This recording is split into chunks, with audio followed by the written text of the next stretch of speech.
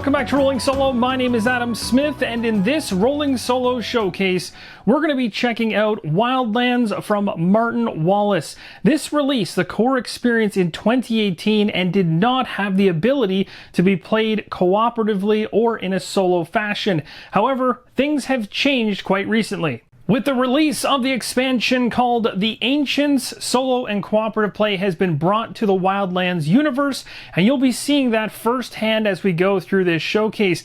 Now, if you want to see all the components that come inside of this expansion box, I'll put a link to that in the top right-hand corner. You can check that video out to see everything. We're going to use a good portion of the components in order to set up one of the possible scenarios you could play while going through this solo expansion. So without further ado, let's dive into this setup and I'll show you how to get this to the table. The first step of setup is to choose any board in your collection for Wildlands to play on except for the Hedge Maze or the Crypt from Wildlands Map Pack 2. Map Pack 2 is right here, so those two maps within this map pack you cannot use for solo play. However, there is a lot of options. You have the base game double-sided board, which is not shown here, but the one that is shown here is the double-sided board from the Ancients, as well as that base game board, plus everything from Map Pack 1 and a portion of what's in Map Pack 2. So without further ado, I'm going to go ahead and select one of these maps and we'll set it up. I've selected one of the boards from the Ancients expansion called the Abyssal Lake. The Abyssal Lake has lain undisturbed for centuries. A dense fog hangs over the bleak landscape surrounding it, and an unnatural chill runs down the spine of those who stray too close to its stony shores.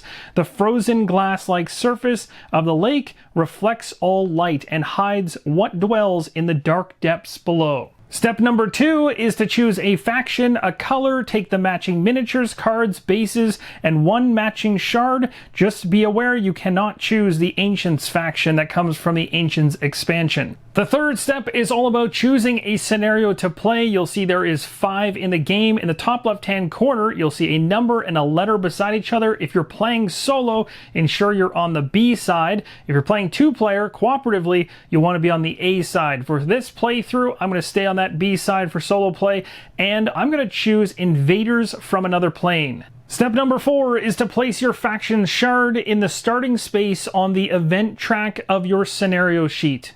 Step number 5 is to find the ancient miniature that matches the scenario you're playing. Your minion counters, which are the circle tokens. These are double-sided. One minion will be on one side.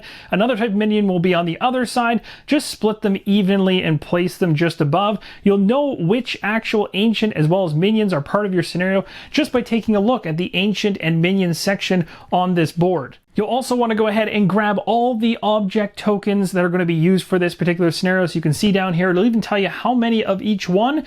Grab that stack worth so it adds up to the total here. And then we're going to go ahead and randomize them as part of step 6 and place them face down. Step number 7 is to take the minion cards and ancient cards. You'll easily be able to find them as the backs of them will match the artwork and the miniatures that you've already set up. Give them a good shuffle and create 2 piles with them. Next, find all the treasure cards with a treasure chest on the back of the card. Give them a shuffle and place them face down. And last but not least, for step number 9, get all the map cards that have a brick background on the card, and you're going to place them face down, ensuring that you've shuffled them really well as they come in the box originally, all in order. Step number 10 is really simple. Return all other cards to the box. Step number 11 is going to see you using all the object tokens as well as those map cards. So I've taken them from where I originally placed them and put them here for now as we fill out the map board. What we're going to be doing is going ahead and grabbing an object token off the top, flipping over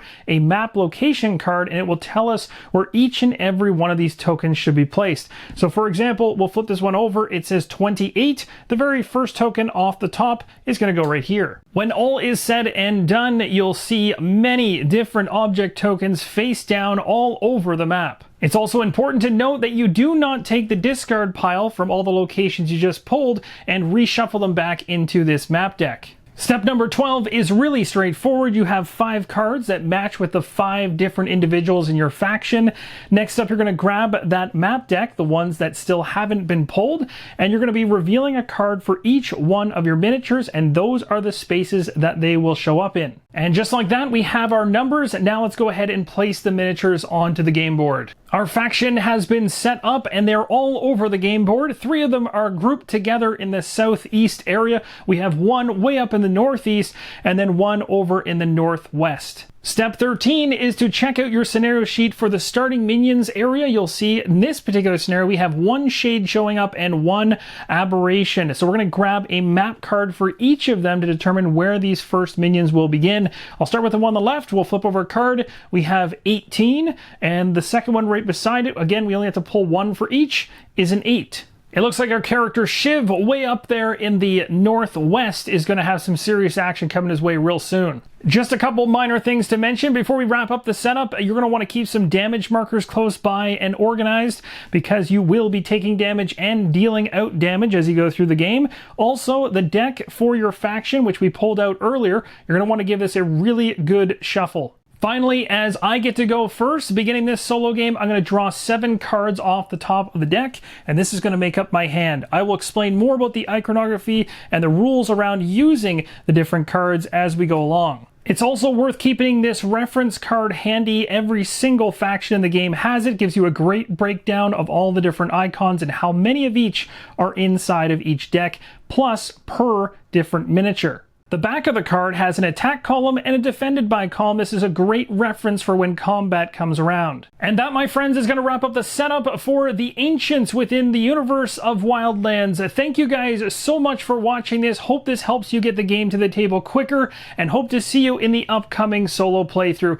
Thanks again for watching, and as always, keep on rolling solo.